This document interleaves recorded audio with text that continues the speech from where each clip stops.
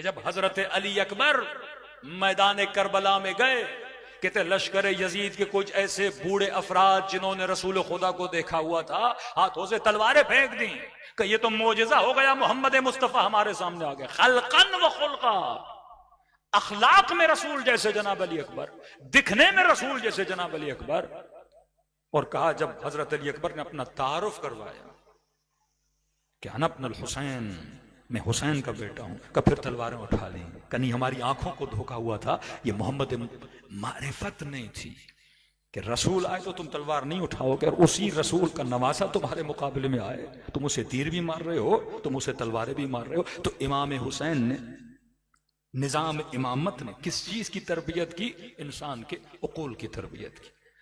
लेकिन ये ख्याल रखिए, अगर अल्लाह एक निजाम दे रहा है तो क्या शैतान कोई निजाम नहीं बना रहा होगा?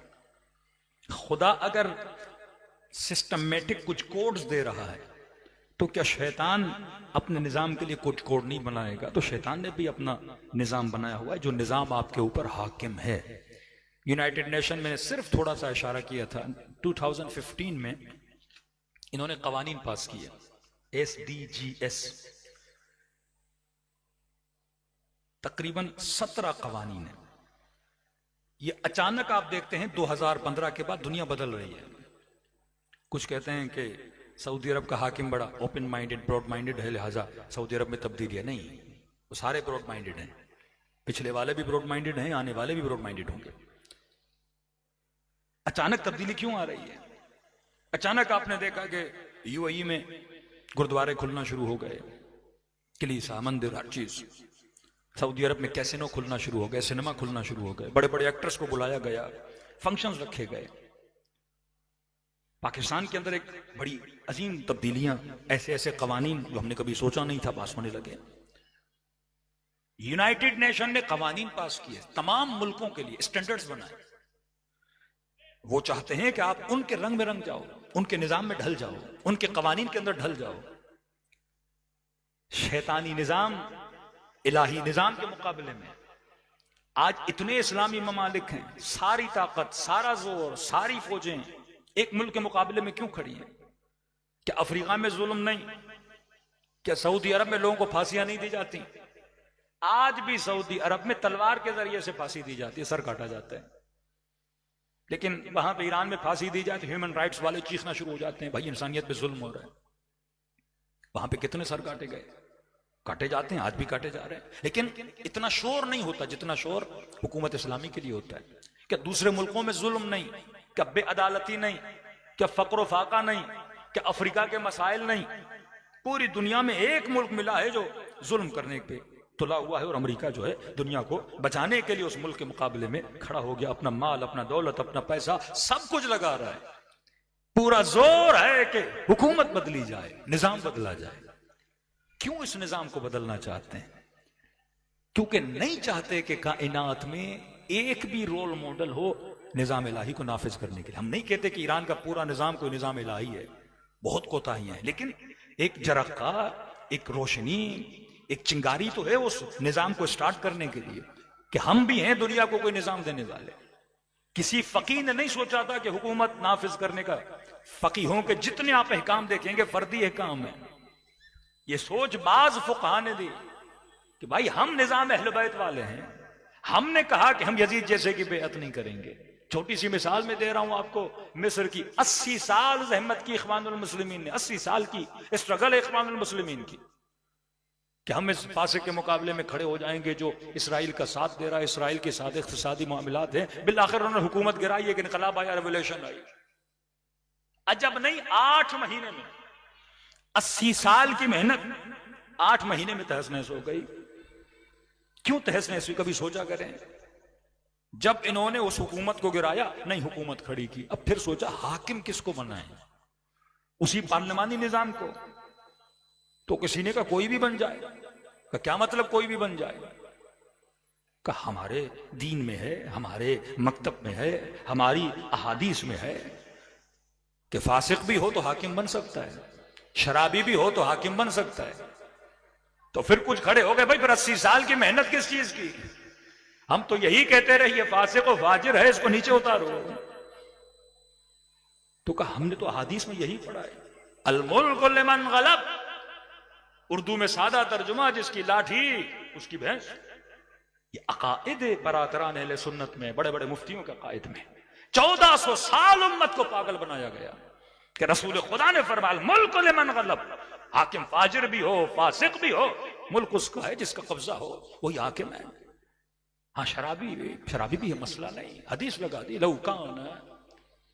यहां तक कि एक हबशे से लाया गया गुलाम भी हो वो भी हाकिम बन सकता है। तो कहा भाई फिर 80 साल की स्ट्रगल क्या हम नहीं मानते? स्ट्रगल की इख्वानुल मुस्लिमीन ने कहा नहीं, शराइत लिखते हैं कि नहीं सही होना चाहिए, अच्छा होना चाहिए। जब ये कवानीन बनाने पे उतरे तो बहुत ज्यादा करीब हो गए विलायत फकी के निजाम के, क्योंकि ये शिया फिक्र है ना कि हाकिम फासिक नहीं हो सकता। अहले सुन्नत की तो फिक्र ही नहीं है, आप किसी को भी हाकिम बना सकते हो, फासिक हो फाजिर हो, वो कहते रसूल खुदा की हदीस है अल मुल्क लिमन गलब, कैसा भी हो। ये खबर पहुंची एक बहुत बड़े मुल्क तक जो सारे ममालिक को देखता भी है संभालता भी है। उन्होंने कहा जनाब अगर ये सोच मिस्र में आ गई कि हक के हुकूमत सिर्फ उसे है जो साले हो, जो आदिल हो, जो नेक हो, जो नमाजी हो, जो शरीयत का पाबंद हो, जो दीन का ख्याल करता हो, और मिस्र का मतलब वो है जो तमाम तर फिक़्ह अहले सुन्नत को देखता है। अल अज़हर यूनिवर्सिटी है वहां पे, बड़े बड़े उलमा मिस्र से खारिज हुए, मिस्र से निकले, और ये सोच अगर मिस्र में डेवलप हो गई ये ट्यूनिस तक पहुंचेगी, ट्यूनिस में पहुंचे कुवैत तक पहुंचेगी, कुवैत में पहुंचे सऊदी अरब तक पहुंचेगी, हर मुल्क तक पहुंचेगी, और एक सोच बन जाएगी अहले सुन्नत की अवाम की कि भाई हमें तो ऐसा हाकिम चाहिए। का फिर हम क्या करेंगे 1400 साल की तारीख का, जिसमें यजीद जैसों को हमने हाकिम मान लिया, बनु अब्बास जैसों को हमने हाकिम मान लिया, बनी उमैया जैसों को हमने हाकिम मान लिया। फिर तो ये लोग जूते मारेंगे कि जनाब 1400 साल पागल बनाते रहे। शिया सच कह रहे थे कि हक के हुकूमत किससे है जो अब्द साले हो, जो नेक बंदा हो। ये फिक्र शिया है। कहते हैं तकरीबन $220 मिलियन लगाए गए मिस्र में कि इख्वानुल मुस्लिमीन की हुकूमत को गिराया जाए, और 8 महीने में हुकूमत गिर गई। गिरने की वजह एक और ये थी, उन्होंने सोच तो बनाई थी पर फर्श अज़ाए हुसैन से उनकी नस्लें दूर थी। यहां 45 साल गुजर गए, अमरीका ने एटी चोरी का जोर लगा दिया कि हुकूमत इस्लामी को गिराया जाए, लेकिन नहीं गिरा सका, क्योंकि जिनकी बुनियादें फिक्र हुसैन से जुड़ी हुई हों उन्हें कोई शिकस्त नहीं दे सकता।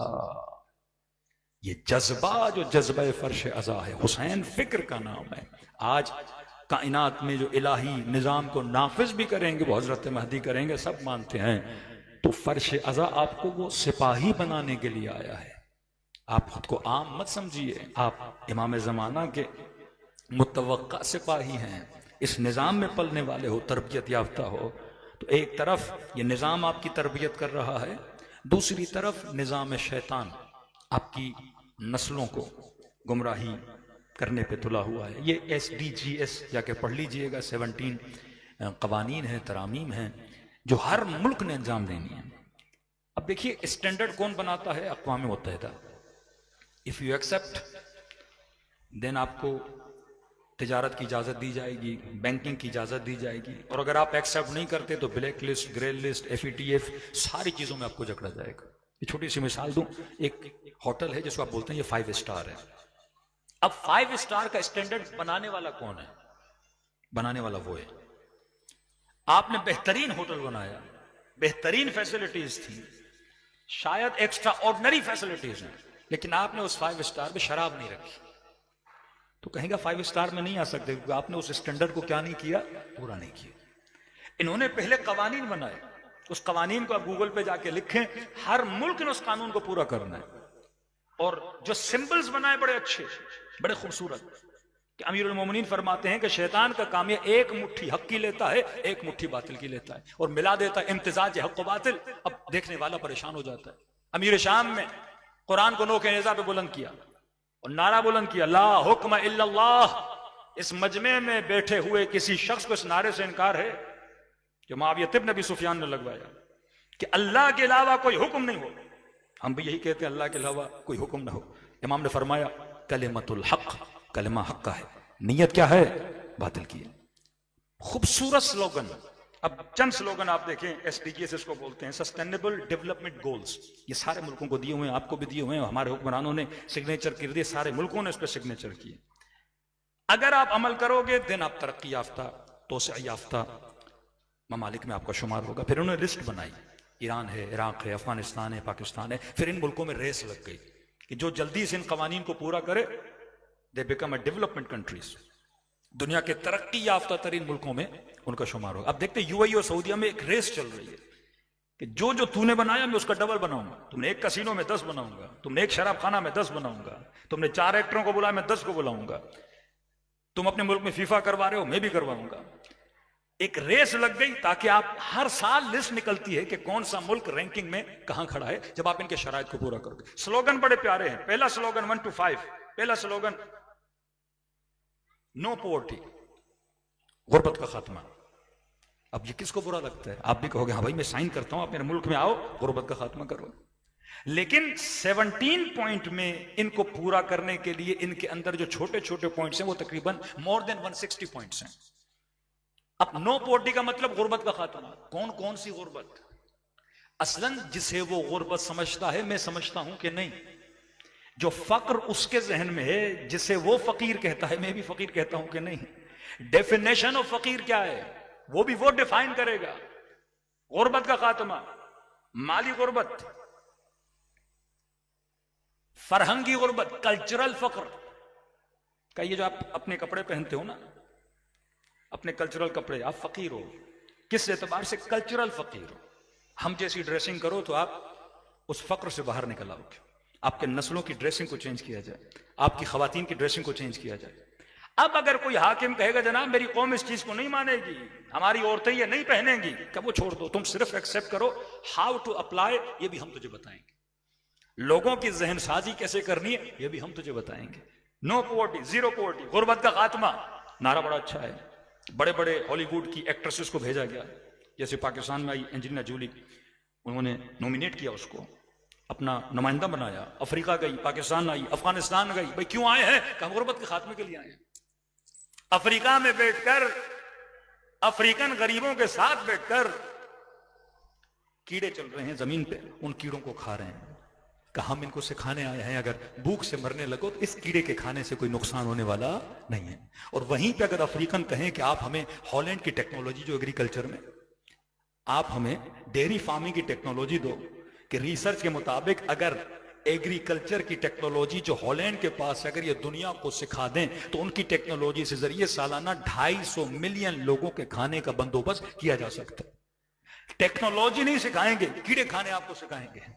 टेक्नोलॉजी नहीं सिखाएंगे, वो तरक्की आपको नहीं सिख, ये सारे अच्छे कलिमतुल हक, नियतें बातिल। फरमाया जीरो हंगर, गुर्बत का खात्मा, भूख का खात्मा, गुड हेल्थ, माशरे में अच्छी हेल्थ पैदा करो, एक हेल्दी माशरा। अब पूछो हेल्दी माशरा, अब इसमें जिस्मानी हेल्थ आ जाती है, मेंटल हेल्थ आ जाती है, साइकोलॉजिकली हेल्थ आ जाती है।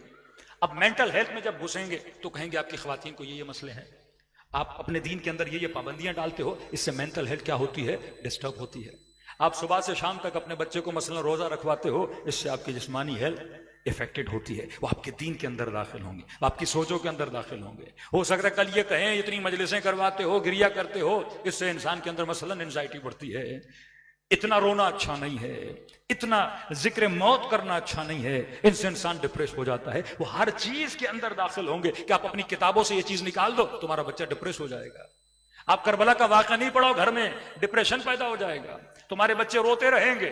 आप नूहे नहीं सुना, मतलब अपने बुक्स में, अपनी एजुकेशन किताबों में जिक्र शहादत नहीं करना, ऐसे वाकयात का जिक्र नहीं करना। का तुम्हारे माशरे में टेररिज्म भर रहा है, उसकी वजह यह है क्योंकि तुम जिहाद का दर्ज देते हो, तुम शहादत का दर्ज देते हो। आज के बाद तुम्हारी बुक्स में एक भी शहीद का जिक्र नहीं होना चाहिए।